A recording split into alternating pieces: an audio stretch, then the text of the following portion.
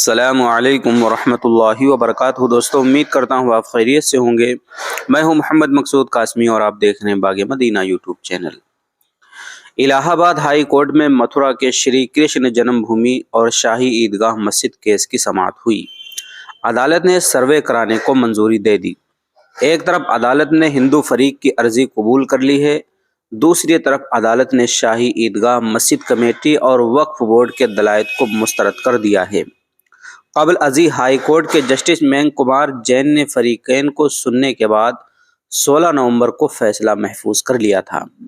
جنم بھومی عیدگاہ کیس میں 16 نومبر کو ہوئی سماعت کے بعد ہائی کورٹ نے تمام 18 مقدمات سے متعلق مدعی اور مدعا علیہ کو ذاتی طور پر حاضر ہونے کا حکم دیا تھا۔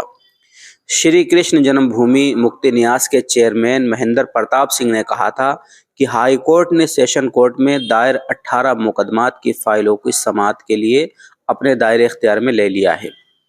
انہوں نے الزام لگایا تھا کہ عیدگاہ مسجد کمیٹی پارٹی جنم بھومی کے فن تعمیر سے کھیل کر ثبوتوں کو تباہ کر رہی ہے۔ شواہد کو ضائع کرنے سے پہلے گیان واپی کے طرز پر جائے پیدائش کے سروے کا حکم دینے کا ہائی کورٹ سے مطالبہ کیا تھا۔ دریں اثنا آل انڈیا مسلم پرسنل لا بورڈ کے مطابق متھرا کی شاہی عیدگاہ مسجد پر الہ آباد ہائی کورٹ کا حالیہ فیصلہ انتہائی افسوسناک اور خطرناک نتائج کا حامل ہوگا۔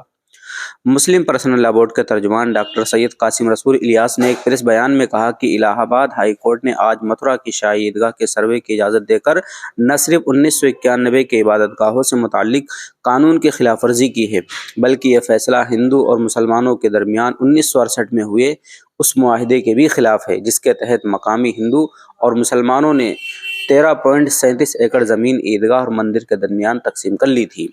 یہ معاہدہ شری کرشن جنم استھان سیوا استھان اور شاہی عیدگاہ مسجد ٹرسٹ کے درمیان ہوا تھا، جس کے مطابق 10.9 ایکڑ زمین کرشن جنم بھومی کو اور 2.5 ایکڑ زمین مسجد کے حوالے کی گئی تھی، اور یہ بات طے ہوئی تھی کہ یہ تنازع ہمیشہ کے لیے ختم ہو گیا ہے۔ انہوں نے کہا اسی طرح بابری مسجد تنازع کے دوران 1991 میں مرکزی حکومت نے عبادت گاہوں سے متعلق ایک قانون منظور کیا تھا تاکہ اس طرح کے تمام تنازعات سے ہمیشہ کے لیے چھٹکارا حاصل ہو جائے۔ اس قانون کے مطابق ملک کی آزادی 15 اگست 1947 کے وقت جس عبادت گاہ کی جو حیثیت تھی وہ اعلیٰ حال باقی رہے گی۔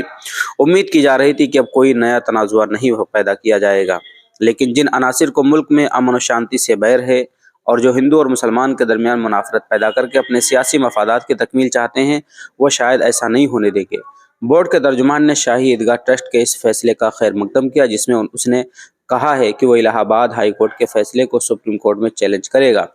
آل انڈیا مسلم پرسنل لا بورڈ اس معاملے میں عیدگاہ ٹرسٹ کی بھرپور مدد کرے گا اور اس کی لیگل کمیٹی ہر طرح کی قانونی مدد پہنچائے گی۔ تو دوستو، یہ تھا پورا کا پورا معاملہ کہ متھرا شاہی عیدگاہ مسجد کے سروے کو ہری جھنڈی مل گئی ہے۔ الہ آباد ہائی کورٹ کے فیصلے کو آل انڈیا مسلم پرسنل لا بورڈ نے افسوسناک قرار دیا ہے۔ اب آپ حضرات کا اس کے متعلق کیا کہنا ہے؟ نیچے کمنٹ باکس میں اپنی رائے کا اظہار ضرور کریں، اور پہلی بار چینل پر آئیں سبسکرائب بھی کر سکتے ہیں۔ چلیے دوستو، پھر ملتے ہیں انشاءاللہ جلدی کسی نئے ویڈیو میں کسی نئے ٹاپک کے ساتھ۔ السلام علیکم ورحمۃ اللہ وبرکاتہ۔